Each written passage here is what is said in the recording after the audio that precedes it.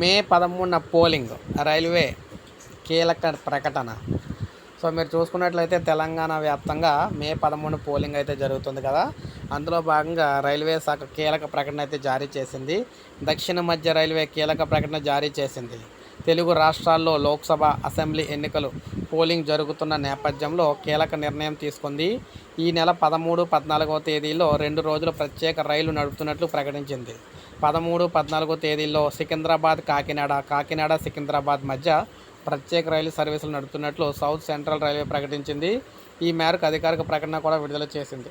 లోక్సభ ఎన్నికల్లో 4వ విడతలో భాగంగా ఏపీ, తెలంగాణలో పోలింగ్ జరుగుతుంది. అలాగే ఏపీ అసెంబ్లీ ఎన్నికల పోలింగ్ కూడా అదే రోజు జరుగుతుంది. ఏపీకి చెందిన చాలామంది ఓటర్లు హైదరాబాద్తో పాటు తెలంగాణలోని పలు చోట్ల అయితే ఉన్నారు. దీంతో వారి ప్రయాణ అవసరాలను దృష్టిలో ఉంచుకొని దక్షిణ మధ్య రైల్వే నిర్ణయం తీసుకుంది. ప్రయాణికుల రద్దీ పెరిగే అవకాశం ఉన్నందున సికింద్రాబాద్, కాకినాడ స్పెషల్ ట్రైన్ నడిపేందుకైతే సిద్ధమైంది. సో ఈ విధంగా కేవలం ఎన్నికల కోసం రైల్వే శాఖ కీలక నిర్ణయం తీసుకొని రైలు అయితే వేసిందనమాట.